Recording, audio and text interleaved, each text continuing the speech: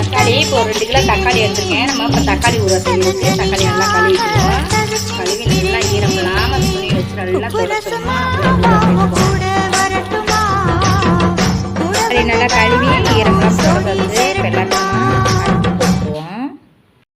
தக்காளிக்கு இப்போ 100 புளி போட்டிருக்கேன்.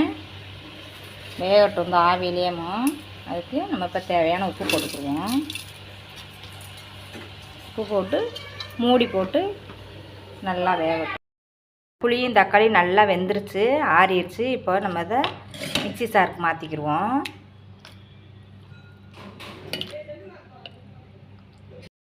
என்ன காஞ்சிருச்சு, நம்ம இப்போ தாளிப்பு போட்டுக்குவோம்.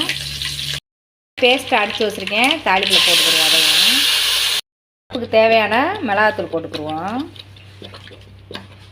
வெந்துருச்சு, கொஞ்சோண்டு பெருங்காயத்தூள் போட்டுக்குருவோம். வெந்தயமும் கடுகும் பொரித்து பவுட்ரு பண்ணதை போட்டுக்குவோம்.